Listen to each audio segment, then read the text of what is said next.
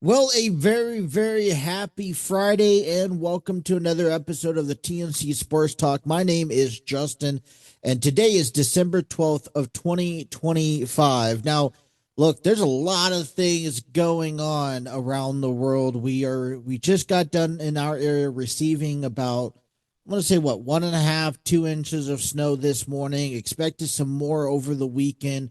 And look, that's coming from the north. So Cleveland, Chicago, Wisconsin, a lot of places are getting hit with this snow, and it's going to create a lot of cold temperature games. And in a moment, we'll actually sit down and break down games that are going to be affected by the crazy weather that we are receiving this weekend around the world. Don't forget, Seattle, Washington, they're receiving up to somewhere 39 inches of rain, floodable areas. Gosh, what is happening this weekend as we head into the holiday season?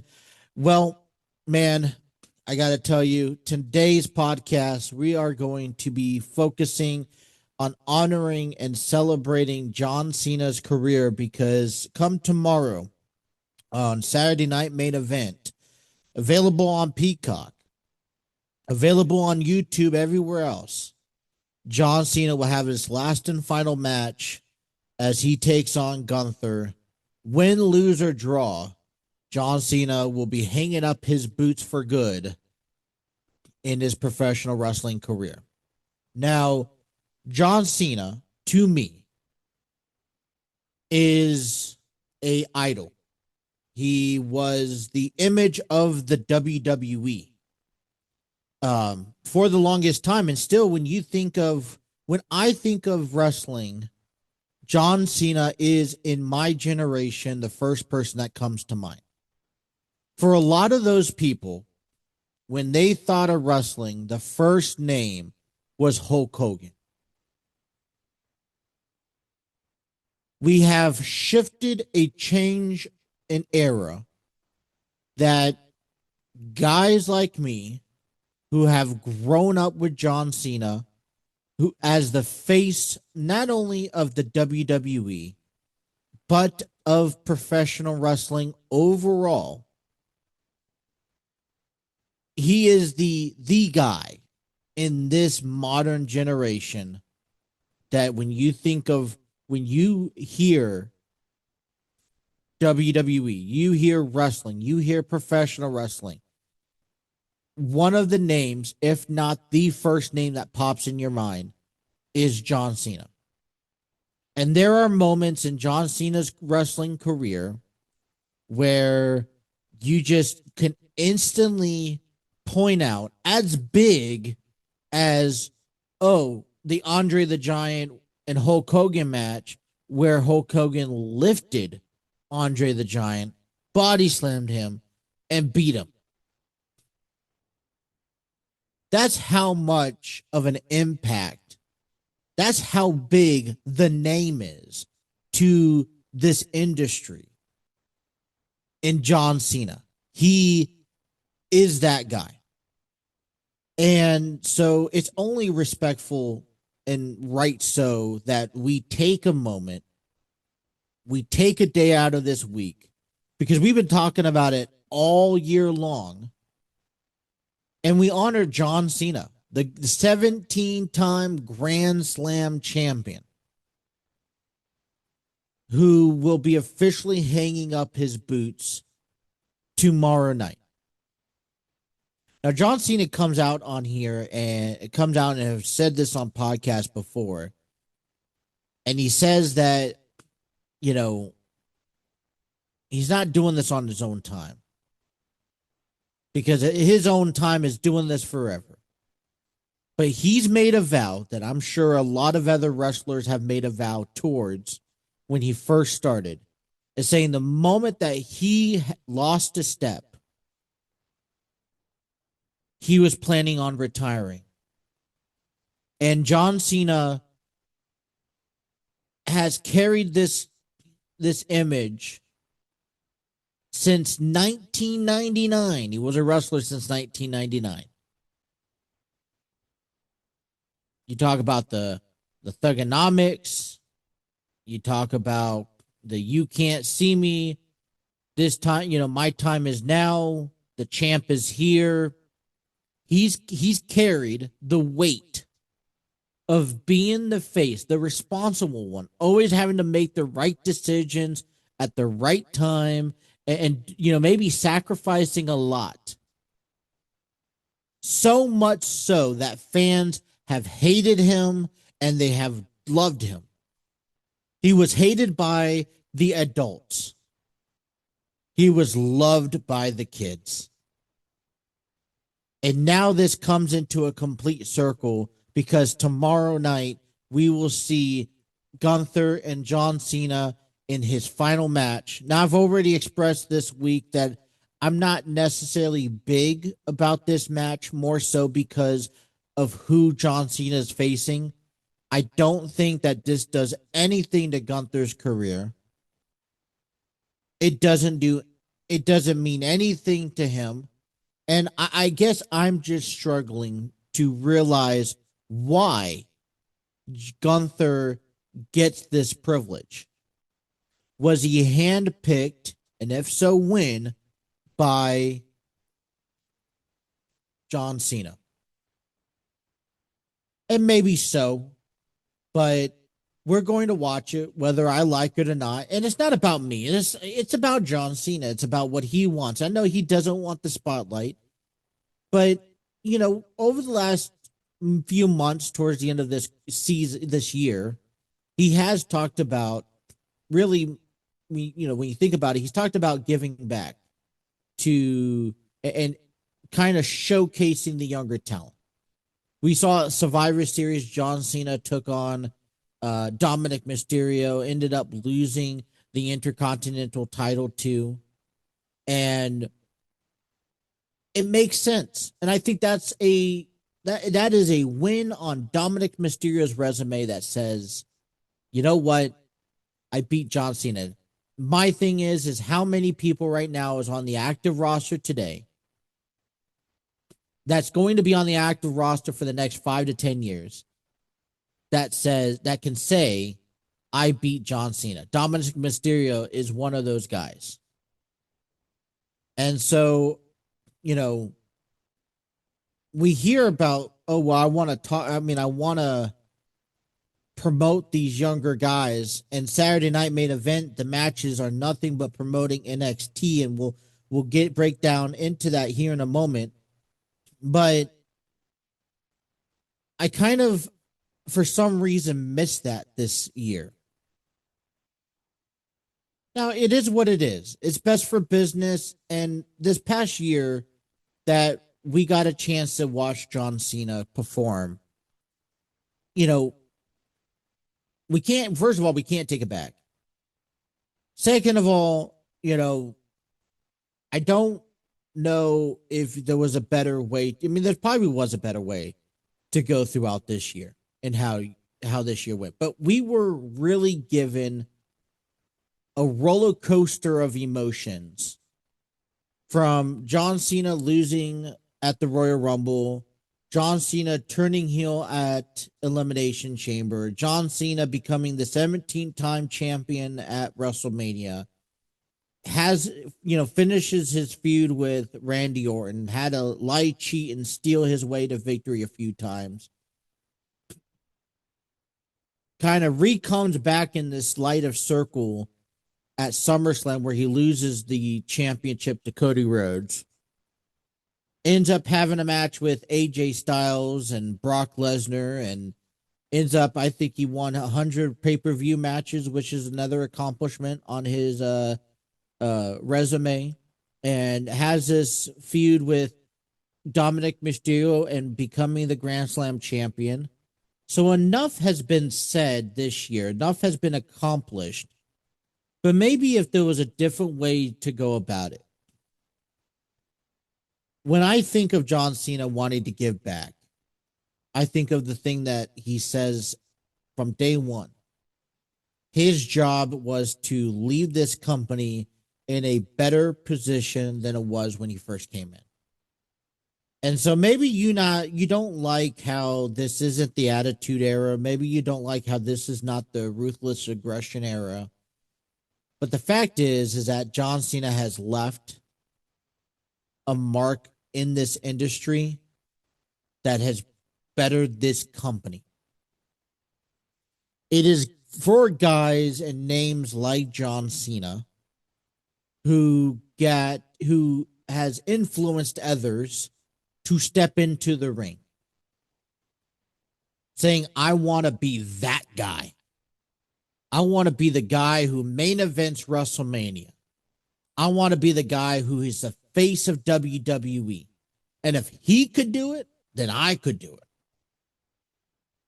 That's what it is. Headline of, he took the ball with what he had. We hear this story all the time, how he was on seasonal cuts. He was going to get fired.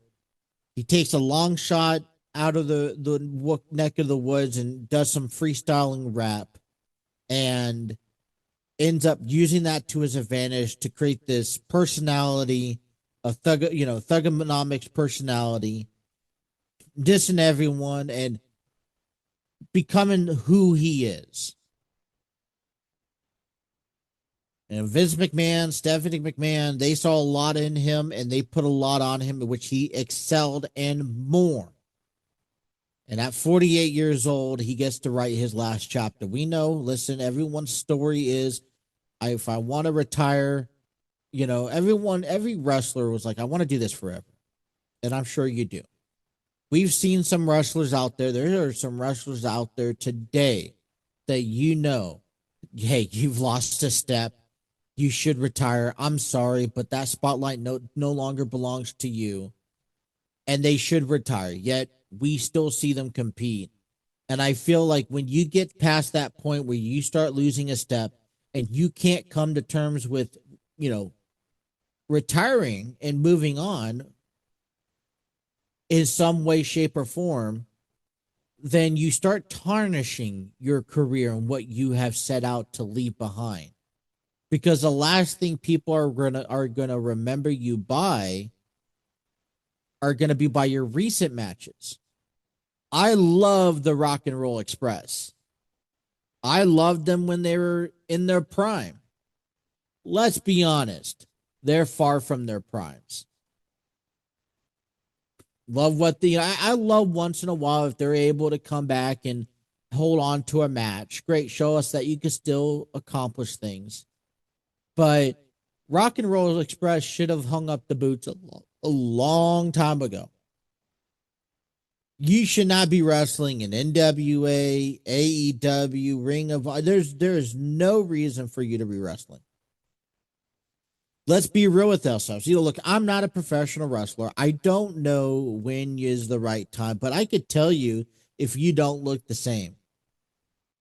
And in my honest opinion, one of the current people out there today that just don't look the same are the Hardy Boys.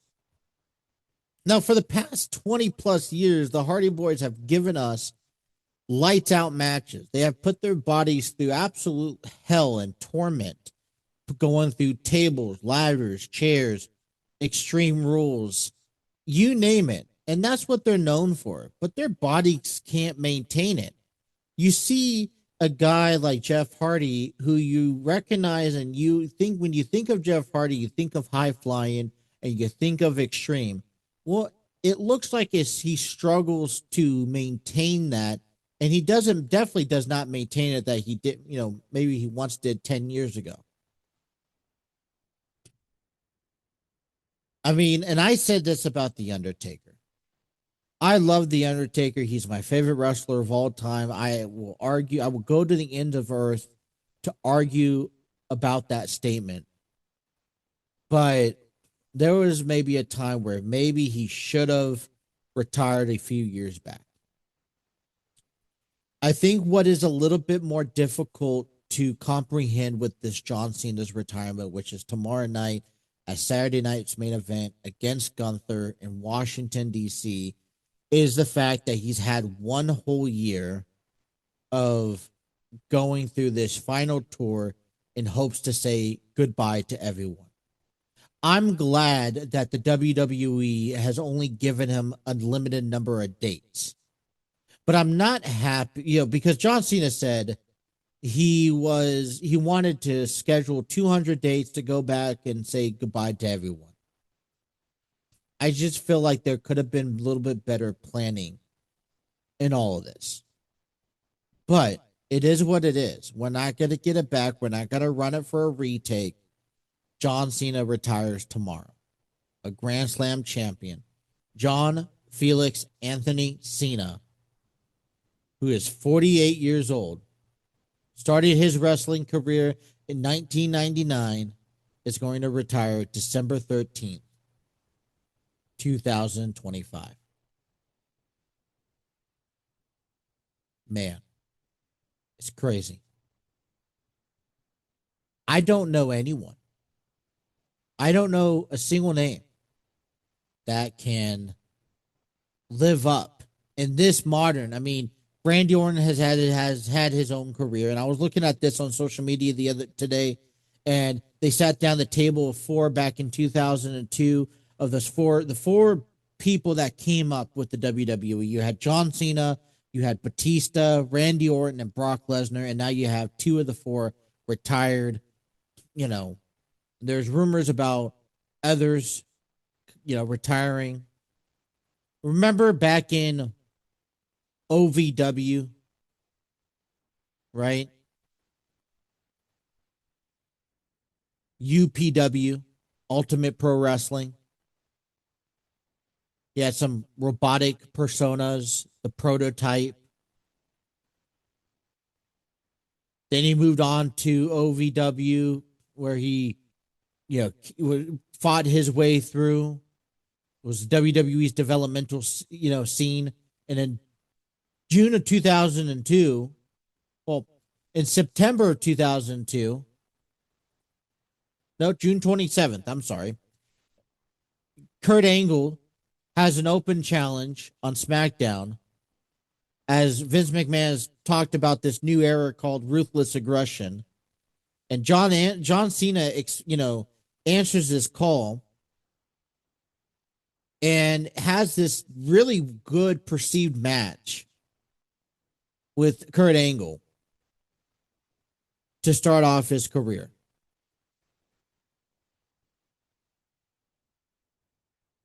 In 2004 to 2005, he rose to stardom, superstardom in that factor. At the 2004 Royal Rumble, Cena was eliminated by the Big Show and failed to earn the WWE Championship at No Way Out.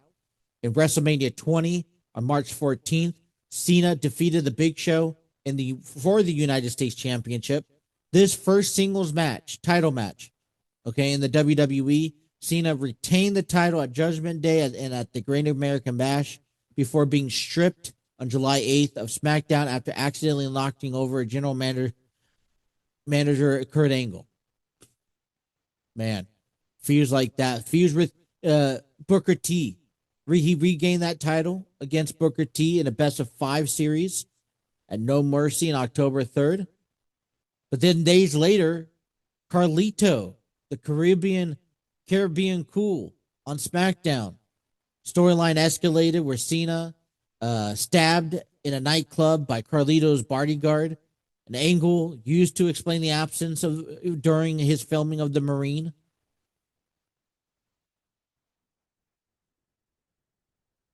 Goes to 2025, Cena and Batista, the famous infinite scene where they both get eliminated at the same time. Vince McMahon runs out and has both of his quads torn at the same time. These are just moments, right? They force him to restart the match.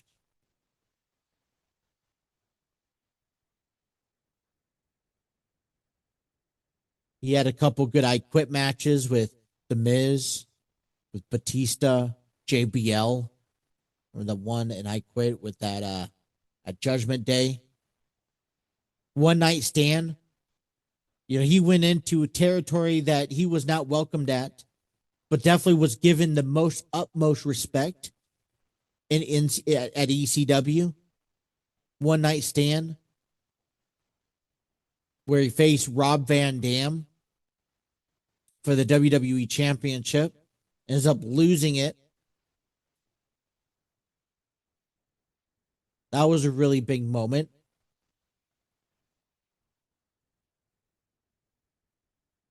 Remember when he regained the title at the Royal Rumble and at WrestleMania 22 defeated Triple H. He's had probably one of his best feuds against Edge, who we all probably kind of hoped would have returned to WWE to be John Cena's final opponent. Championship after championship. He's had feuds with guys like Ray Barrett, with Big Show, with Triple H, with Shawn Michaels, with Batista, with CM Punk. I mean, the Edge. The names are endless. These are all future Hall of Famers in anyone's books. Nexus was definitely a probably dark time for John Cena. Reminded me a lot like when Shawn Michaels had to sell himself to JBL.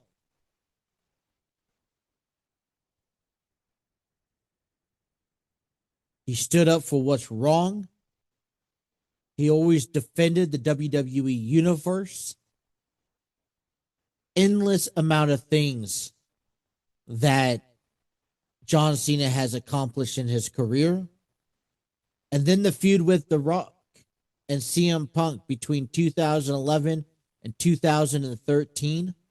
The Rock returns, calls out John Cena, says, I'm going to stick it to you. WrestleMania.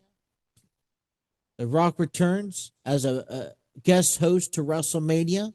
Cena and The Miz defeated Slater and Gabriel to become WWE Tag Team Champions, but the rematch clause was immediately invoked, and they lost their titles after The Miz attacked Cena. Cena and The Rock finally met on March 28th episode of Raw after a verbal confrontation and a brief attack by The Miz and Alex Riley. Cena attacked The Rock with an attitude adjustment at WrestleMania on April 3rd. Cena and The Miz fought in a double countout. The Rock restarted the match and performed the Rock Bottom on Cena, following The Miz to retain the title. The next night on Raw, Cena's response to The Rock screwing him out of a title and agreed to face him at the main event of WrestleMania 28, marking the first WrestleMania match set up 1 year in advance.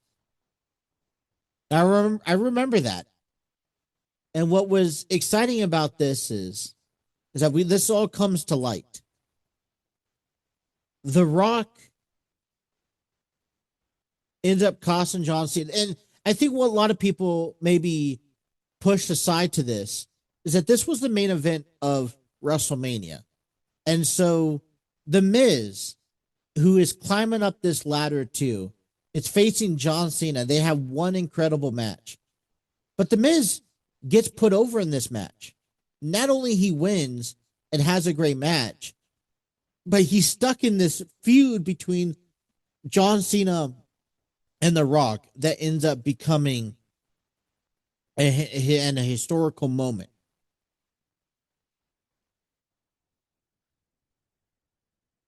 This goes on throughout the year after challenging The Rock. And finally, we see John Cena and The Rock face off at WrestleMania 28 on April 2012.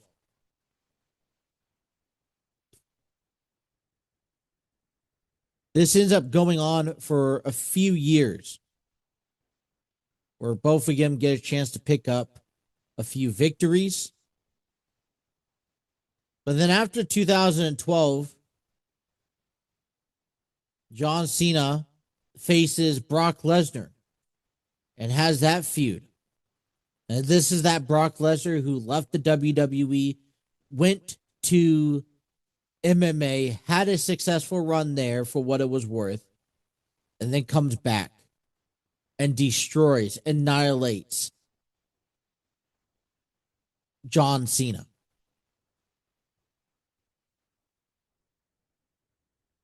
John Cena then goes on and has really good matches against guys like Dolph Ziggler, Biggie Langston, Ryback, Zack Ryder,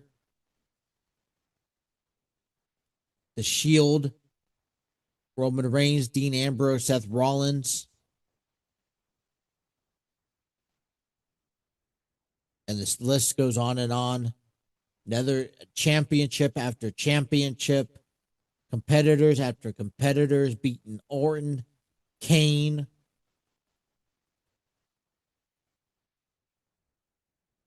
Ends up winning the United States Championship in 2015, 2016 against Rusev.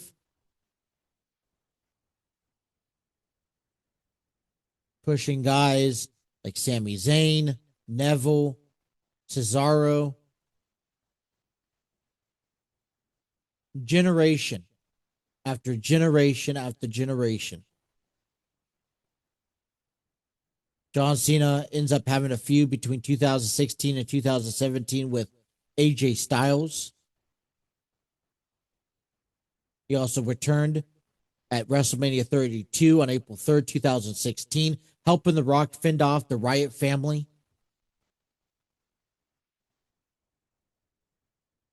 John Cena becomes a free agent in 2017 at the Superstar Shakeup. Turns into a part-time performer from 2019 to 2024. In 2025, he announces his retirement tour that kicks off a full year. Now we can say, all right, where did we go wrong in this last year? And I don't think there was just no right or wrong way. I feel like you have John Cena able to do what he wanted to do. And as long as John Cena has come to terms and is satisfied with where he's at come tomorrow night, then he is, in my books, ready to go. So tomorrow night, Saturday night main event in Washington, D.C., John Cena, Gunther, one final match. After Gunther won this tournament, had a really incredible match against LA Knight, and we will see John Cena's career come to an end here. All right. We will talk about a little bit more about John Cena. He's given back to the community, all of his films, as he's played in the Marines. He's 12 rounds, legendary. You have the Fred movie on Nickelodeon. He's done Nickelodeon stuff. Daddy's Home, The Wall, Surfs Up, Bumblebee, Transformers, Doolittle. He played in Fast and Furious. He's done guest appearances. He's hosted shows. You name it. And he's done it all. And that's not going to be the end for John Cena. He is also signed up to be this WWE's ambassador. So we will see him make appearances from time to time, and that's great. Keep him in the WWE where he loves. And who knows? Maybe we will see John Cena in another match at some point. I mean, WWE has expanded out to Saudi Arabia, so never say never. All right. So if you guys have lived in some of these areas, okay, like I said, last night we received 1 to 2 inches of snow, maybe a little bit more in certain areas. Me and my wife actually did this trick where, you sell those windshield covers. We actually put a blanket on, and it worked. Surprisingly, it made it a lot easier getting the snow on, not only off the cars. I like the snow that just easily brushes off, that you could just take a brush and brush it, instead of the ones that are layered thick and you have to scrape off. But it really helped because our windshield wasn't frozen and didn't take twice as long to heat up the car. So last night was actually pretty, I mean, we expected worse. And that's what you have to do. Always expect for the worst and adjust to the rest. But we are expected some more cold weather and another round of snow this evening, over the evening. And it comes Sunday where the Bengals are at home against the Ravens. We are supposed to be down into single digits, if not maybe into the teens. And so uh, CBS Sports, Zachary Perellis, put out an article here that you could read. And I'm just going to review it because it kind of gives you week 15's weather, how this snow and rain and weather format are affecting games. And on top of that, there are games out there this weekend that have playoff implications. When I say playoff, I mean, I think a lot of games have playoff implications. There are a set of teams that are ready to and capable of winning, clinching playoff spots, and then there are teams that are facing elimination. So, teams facing eliminations with losses this week: the Chiefs, the Bengals, the Dolphins on Monday night, and the Bills. And you'll be surprising all those teams, despite the Vikings, because they're in Arlington to take on the Cowboys indoors Sunday night football. All those other games are going to be played in some pretty extreme weather.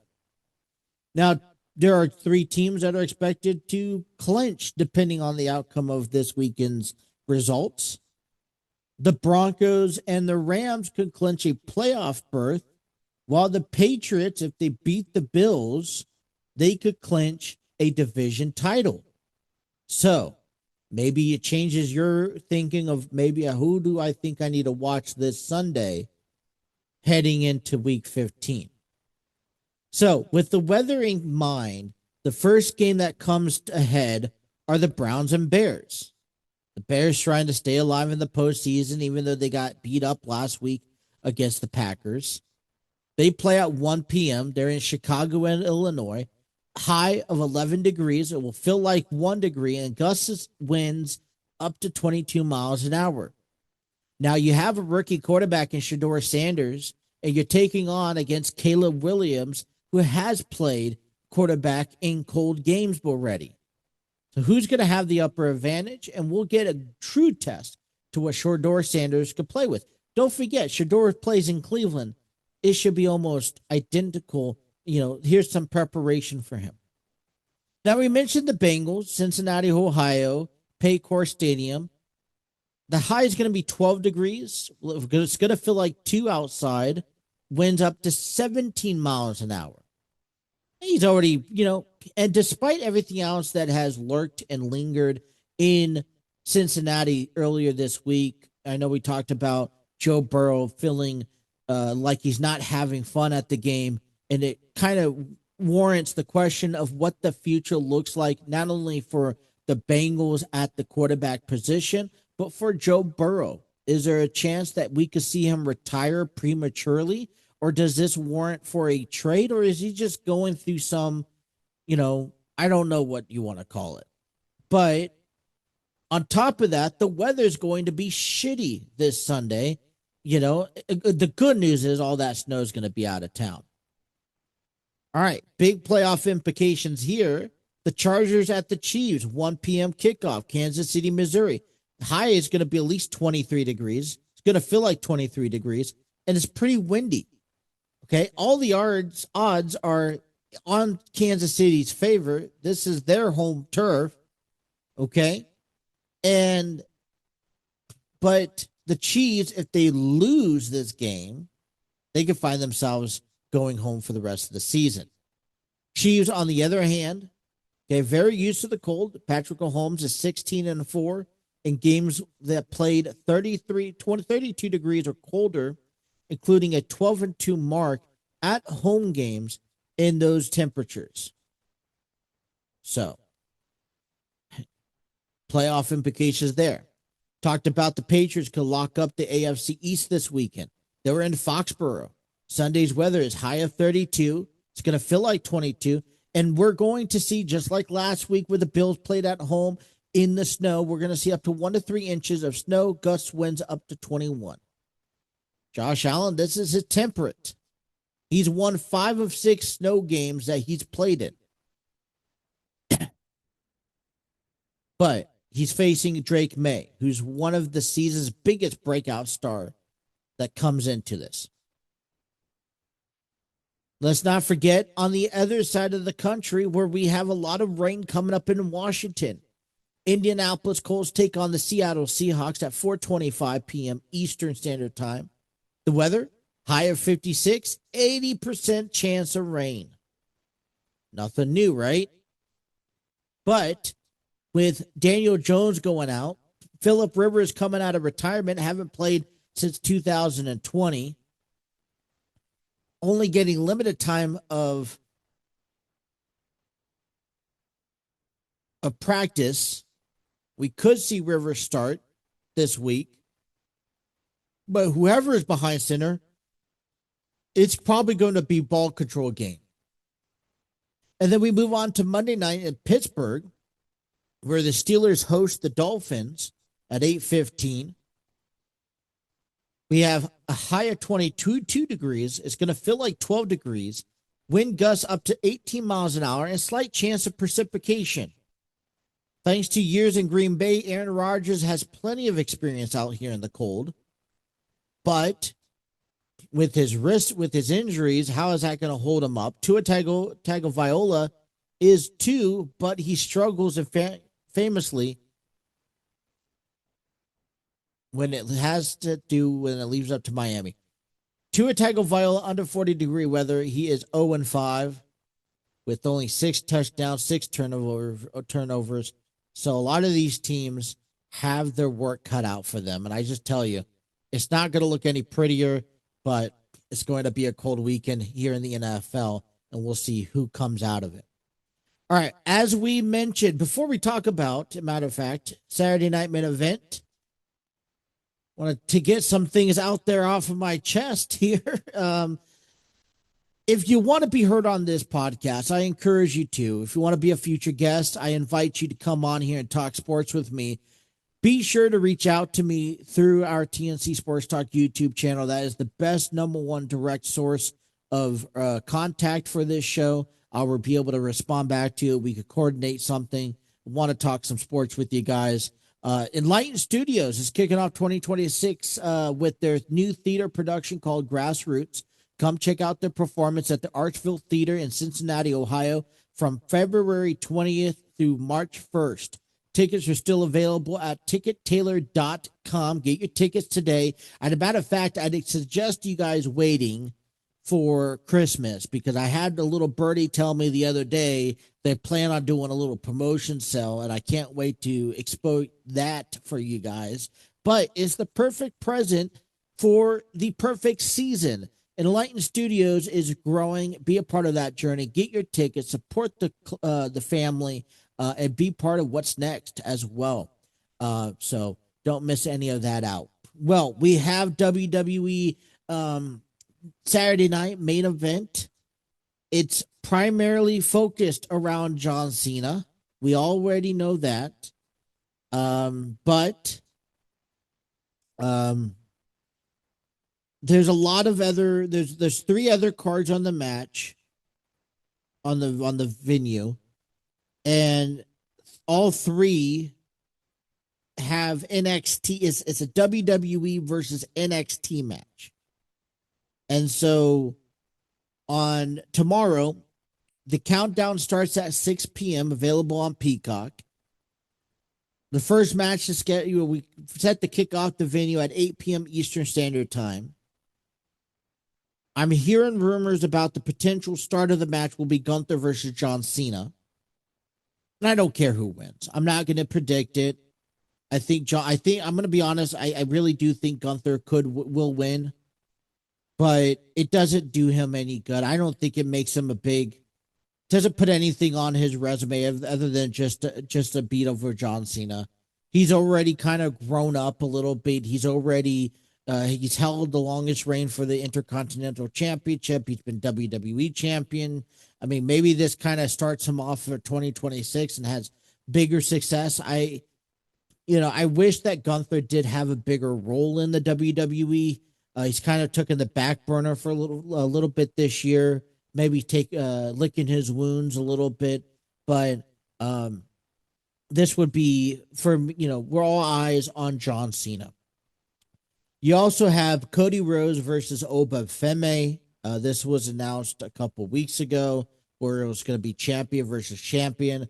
I think this is great. The whole design of this is to give NXT talent a feel of sound and environment of what a WWE show looks like. I feel like every once in a while WWE already does this, but this is just natural matches that's going to happen. Now, I think the story rolls over to Cody Rhodes. Obviously, stuff happened at Survivor Series that I'm questioning if we're going to see any of that roll over into this match, forcing Cody Rhodes to lose. So that's something that I like to pay attention to and keep on the back burner to watch.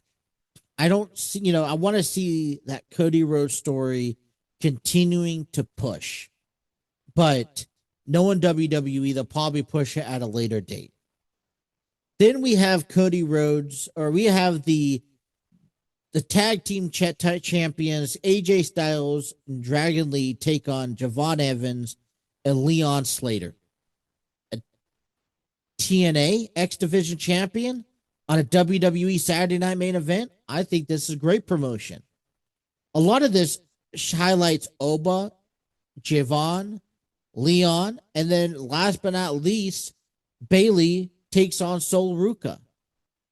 I think Sol Ruka has a chance of winning, but I'm going to predict Bayley wins. Then I'm going to predict AJ Lee and Dragon Lee wins. And this is now rolling over to AJ Styles' 2026 tour, which he's planning on retiring after 2026. And then, like I said, back to Cody Rhodes. So nothing over impressive. You got to remember, this is the end of the year, but tomorrow night is about John Cena. It's going to also be about, nothing else but John Cena. So what is your guys' favorite memories? I encourage you guys to share that on our show. Leave a comment in the comment sections. And that way I can share them here and relive some of these memories. We'll talk about them Monday when we come back. It's going to be a busy, busy weekend. Got a lot of things going on around the holidays. But, man, it's going to be an exciting time. With that being said, that's all the time I have for you guys today on this episode. I want to thank everyone for tuning in. I appreciate everyone's support, whether you guys are listening to us on our audio platforms or watching us on our social media accounts. Please be sure to like, share, and subscribe. Have those notifications on so you don't miss a single episode. But until next time, stay warm, stay dry, go Bengals, and let's enjoy John Cena's final match. Thank you guys for tuning in, and have a nice day.